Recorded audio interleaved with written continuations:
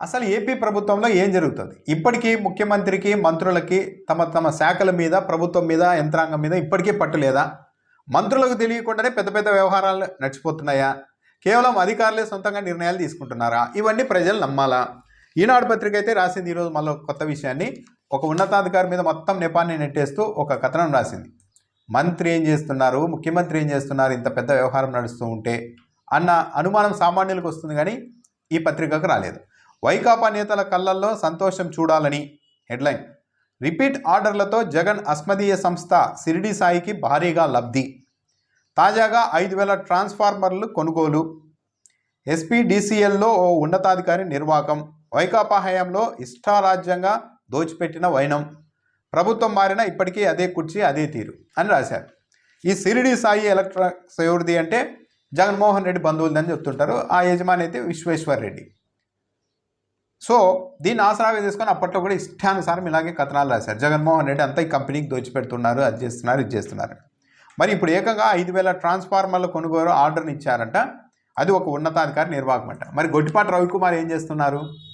ఇంత పెద్ద వ్యవహారం నడుస్తుంటే అధికారంలోకి వచ్చి 6 నెలల తర్వాత కూడా ఇంకా జగన్మోహన్ రెడ్డి ఆయన అధికారుల ఆహ్వానే నడుస్తూ ఉంటే అదే కుర్చీలో వాళ్ళు ఉన్నారంటే దాని ఉద్దేశం ఏంటి? ఇక్కడ ఒక విషయం చెప్పుకోవాలి. ఈ సిరిడి సాయి ఎలక్ట్రికల్స్ నుంచి తెలుగుదేశం పార్టీ, ఇదంతా జగన్మోహన్ రెడ్డి బినామీ కంపెనీ, బంధువుల కంపెనీ అని చెప్పారు కదా. ఇదే కంపెనీ నుంచి ఎన్నికలకు ముందు మార్చిలో తెలుగుదేశం పార్టీ 40 కోట్ల రూపాయలు ఎన్నికల ఫండ్ తీసుకుంది ఎలక్ట్రల్ బాండ్స్ రూపంలో. ఇది ఆన్ రికార్డ్ ఈ వ్యవహారం. మరి నిజంగానే ఇది జగన్మోహన్ రెడ్డి కంపెనీ అయితే, జగన్మోహన్ రెడ్డి బంధువులతో బినామీలతో అయితే దోచిపెడుతూ ఉంటే మరి ఆ కంపెనీ నుంచి 40 కోట్ల రూపాయలు ఎందుకు తీసుకున్నారు? 40 కోట్ల రూపాయలు తెలుగుదేశం పార్టీ ఫండ్ తీసుకోవచ్చు, కానీ ఇప్పుడు ఓ ఉన్నతాధికారి సాధారణంగా 5,000 ట్రాన్స్ఫార్మర్లు అవసరం ఉంటే ఆ కంపెనీకి ఆర్డర్ ఇస్తే దాన్ని పెద్ద గందరగోళంగా, పెద్ద నేరంగా ఈనాడు పత్రిక రాస్తోంది. మరి ఈనాడు పత్రిక రాయాలి కదా, సిరిడి సాయి సంస్థ అలాంటిదైతే మీరు 40 కోట్ల రూపాయలు ఎలా తీసుకున్నారు ఎన్నికల ఫండ్ అని టీడీపీని ప్రశ్నించాలి కదా. మొత్తం అంతా ఇదే చేస్తున్నారు. మంత్రులకు వదిలిపెట్టడం, ముఖ్యమంత్రిని వదిలిపెట్టడం, అందరూ ఏది జరిగినా కూడా అధికారులు అంటే మంత్రులు ఏమంతా వీళ్ళ అమాయకులా? మొత్తం అంటే ఇక్కడ జరుగుతున్నది ఏంటి? రాజకీయ నాయకులు ఆ కంపెనీలతో, ఆయా వ్యక్తులతో కొల్లుడయ్యి వాళ్ళు డబ్బులు తీసుకుంటున్నారో ఏమో, కానీ ఆ విషయాలు రాయకుండా అధికారులు ఇదంతా చేసేస్తున్నారని రాస్తూ ఉన్నారంటే ఒకటన్నా అంగీకరించాలి. అంటే ఇప్పుడు మంత్రులు, ఇంత సీనియర్ ముఖ్యమంత్రి ఉన్న పాలన, ఈ యంత్రాంగాన్ని నడపలేక ఈ ప్రభుత్వం, మంత్రులు, ముఖ్యమంత్రులు అంతా అసమర్థులుగా ఉన్నారా అన్నదానికి సమాధానం చెప్పాలి. కూటమి ప్రభుత్వం అధికారంలోనికి వచ్చిన తర్వాత కొందరిని నిర్బంధించడం, సోషల్ మీడియా కార్యకర్తలు సహా పలువురిని నిర్బంధించి తీసుకెళ్లడం, 2-3 రోజుల పాటు అనధికారికంగా కస్టడీలో పెట్టుకుని వాళ్ళని చిత్రహింసలకు గురి చేయడం, ఆ తర్వాత 2-3 రోజుల తర్వాత ఈ రోజే అరెస్ట్ చేశామంటూ కోర్టు ముందు ప్రవేశపెట్టడం అన్నది చాలా కామన్గా మారింది. అయితే ఈ పరిణామంపైనే ఏపీ హైకోర్టు చాలా తీవ్ర స్థాయిలో ఆగ్రహం వ్యక్తం చేసింది. 2 వ్యవహారాలకు సంబంధించి దాదాపు ఒకేలా ఉన్నాయి. ఒకటి వర్రా రవీంద్రకు సంబంధించి, 2 పల్నాడు జిల్లాకు చెందిన గోపిరాజు వేసిన పిటిషన్కి సంబంధించి. 2 దాదాపు ఒకే రకమైన పిటిషన్లు ఇవి. పోలీసులు తీసుకొని 2-3 రోజుల పాటు వాళ్ళ దగ్గర పెట్టుకొని కొట్టేసి తర్వాత 3వ రోజు అరెస్ట్ చూపడమన్నది చేస్తూ వచ్చారు ఈ కేసుల్లోనే. పల్నాడు జిల్లాకు చెందిన గోపిరాజు తన సోదరుడిని పోలీసులు నవంబర్ 3వ తేదీని అక్రమంగా అదుపులోనికి తీసుకున్నారు, కానీ నవంబర్ 7వ తేదీన మాత్రం అరెస్టు చూపెట్టారు అంటూ ఆయన ఒక పిటిషన్ వేశారు ఇదివరకు హైకోర్టులో. తన సోదరుడిని వెంటనే పోలీసులు కోర్టు ముందు హాజరుపరిచేలాగా కూడా ఆదేశాలు ఇవ్వాలంటూ గతంలో కోరారు. ఆ తర్వాత 7వ తేదీ అరెస్టు చూపడంతో నవంబర్ 3వ తేదీనే తన సోదరుడిని పోలీసులు తీసుకెళ్లారు, కానీ 7వ తేదీ చూపెట్టారు. అంటే ఆ మధ్యలో ఏదో జరిగింది.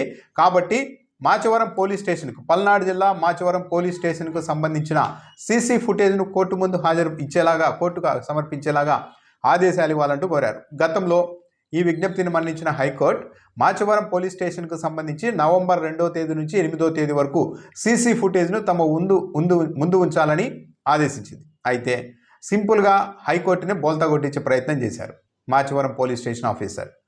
సీసీటీవీ ఫుటేజ్ లేదు, మొత్తం కాలిపోయింది, స్టేషన్లోని యూపీఎస్తో సహా మొత్తం కాలిపోయింది, కాబట్టి మేము మీ ముందు సమర్పించలేకపోతున్నామంటూ ఒక సింపుల్గా అఫిడవిట్ వేశారు. ఈ అఫిడవిట్ పైన హైకోర్టు చాలా తీవ్రంగా ఆగ్రహం వ్యక్తం చేసింది. మేము ఎప్పుడు సీసీ ఫుటేజ్ అడిగినా సరే అది పనిచేయడం లేదు, మాయమైపోయిందంటూ చెప్పడం పోలీసులకు అలవాటుగా మారింది.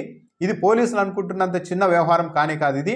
మేము కింద కఠినంగా వ్యవహరించకపోతే ఈ తమాషాలు ఇలా ఆగేలా లేవు అని కూడా హైకోర్టు వ్యాఖ్యానించింది. వెంటనే సదరు పోలీస్ స్టేషన్ అధికారి పైన శాఖాపరమైన చర్యలు తీసుకుంటారా, లేకుంటే కోర్టు ధిక్కరణ కింద సీసీటీవీ ఫుటేజ్ను సమర్పించలేకపోయినందుకు కోర్టు ధిక్కరణ కింద చర్యలు తీసుకోవాలా అంటూ హైకోర్టు ఆగ్రహం వ్యక్తం చేసింది. సుప్రీంకోర్టే చెప్పింది సీసీ ఫుటేజ్ను పోలీస్ స్టేషన్లో సరిగా నిర్వహించాలని. కానీ ప్రతిసారి అడిగిన ప్రతిసారి, ఇలాంటి వ్యవహారం ఉన్న ప్రతిసారి సింపుల్గా సీసీ ఫుటేజ్ లేదు, సీసీటీవీ ఫుటేజ్ కాలిపోయింది, పనిచేయడం లేదంటూ చెప్పడం అన్నది తమాషగా మారిందని కూడా హైకోర్టు ఆగ్రహం వ్యక్తం చేసింది. ఒక పోలీస్ స్టేషన్లో సీసీ కెమెరా ఫుటేజ్ను మెయింటైన్ చేయాల్సిన బాధ్యత ఆ పోలీస్ స్టేషన్ హౌస్ ఆఫీసర్ పైనే ఉంటుంది. ఒకవేళ రిపేర్ వస్తే చేయించాల్సిన బాధ్యత కూడా అతని మీదే ఉంటుందంటూ కూడా ఆగ్రహం వ్యక్తం చేసింది. తదుపరి విచారణను జనవరి 7కు వాయిదా వేసింది. దాంతోపాటు హైకోర్టులో వర్రా రవీంద్రకు, వైసీపీ సంబంధించిన సోషల్ మీడియా యాక్టివిస్ట్ వర్రా రవీంద్రకు సంబంధించిన వ్యవహారం పైన కూడా హైకోర్టులో విచారణ జరిగింది. ఇదివరకే వర్రా రవీంద్రను కూడా ఇలాగే నవంబర్ 8వ తేదీన అదుపులోనికి తీసుకున్న పోలీసులు నవంబర్ 10వ తేదీన అరెస్టు చూపించారు. కానీ వర్రా రవీంద్ర సతీమణి కోర్టుకు వెళ్ళారు. తన భర్తను 8వ తేదీనే అదుపులోనికి తీసుకున్నారు, కానీ 10వ తేదీ తీసుకున్నట్టు చెప్తూ ఉన్నారు. ఆ 2 రోజుల్లో చిత్రహింసలకు గురి చేశారు అంటూ కోర్టుకు వెళ్లడంతో పాటు వర్రా రవీంద్రని అదుపులోనికి తీసుకున్న ఓ టోల్ ప్లాజాకు సంబంధించిన సీసీ ఫుటేజ్లో నవంబర్ 8వ తేదీనే పోలీసులు వచ్చి అతన్ని అదుపులోనికి తీసుకుంటున్నట్టు స్పష్టంగా ఉంది. కాబట్టి ఆ సీసీ ఫుటేజ్ను కూడా హైకోర్టుకు సమర్పించేలాగా ఆదేశాలు ఇవ్వాలంటూ కూడా గతంలో కోరారు. నిన్న విచారణ సందర్భంగా వర్రా రవీంద్ర తరఫున న్యాయవాది కూడా అదే విజ్ఞప్తి చేశారు కోర్టుకి. ఆ సీసీ ఫుటేజ్ను పరిశీలించాలి. హైకోర్టు ఆదేశంలో రిజిస్టర్ సమక్షంతో పాటు తమ లాయరు, అంటే వర్రా రవీంద్రకు సంబంధించిన లాయరు, పోలీసుల తరఫున లాయర్ ముగ్గురు కూర్చొని దాన్ని పరిశీలించేలాగా ఆదేశాలు ఇవ్వాలని కూడా హైకోర్టును కోరారు.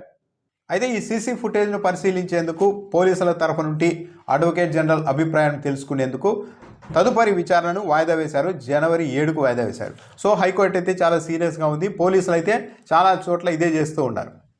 తీసుకెళ్లడం, నిర్బంధించడం, కొట్టడం, 2-3 రోజుల తర్వాత అరెస్టు చూపెట్టడం, సీసీ ఫుటేజ్ని చూపించాలని అడిగితే మాత్రం పని చేయడం లేదు, కాలిపోయింది అంటూ చెప్పడం అన్నది చేస్తూ వచ్చారు. ఇప్పుడు హైకోర్టే చాలా సీరియస్గా మాట్లాడింది. ఇదంతా ఒక తమాషా వ్యవహారంలో మారింది. మేము కఠినంగా వ్యవహరించకపోతే ఈ తమాషా ఆగేలా లేదు కూడా అని చెప్పింది. సో తదుపరి విచారణలో ఈ Machavaram police station house officer ఏం సమాధానం చెప్తారు, ఆయన మీద కోర్టు ఎలాంటి చర్యలు తీసుకుంటుంది, వర్రా రవీంద్రకు సంబంధించిన సీసీ ఫుటేజ్ను పరిశీలిస్తే స్పష్టంగా అయితే ఉంది. నవంబర్ 8వ తేదీనే అతను ఒక టోల్ ప్లాజా దగ్గర పోలీసులు అదుపులోకి తీసుకుంటున్నట్టుగా ఉంది. అది నిజమని తేలితే మరి నవంబర్ 10వ తేదీ వరకు ఆయన ఎక్కడ ఉంచారు, ఏం చేశారు, అసలు కోర్టుకి తాము నవంబర్ 10నే వర్రా రవీంద్రని అరెస్ట్ చేశామని ఎందుకు తప్పుడు సమాచారం ఇచ్చారు పోలీసులు అన్న దానికి సమాధానం చెప్పాల్సి ఉంటుంది. ఒకవేళ ఇది తప్పు అని తేలితే, పోలీసులు ఇచ్చిన వ్యవహారంలో సమాచారం, కోర్టుకి ఇచ్చిన సమాచారం తప్పు అని తేలితే వాళ్ళపైన కఠిన చర్యలు తీసుకునే అవకాశం కూడా ఉంటుంది.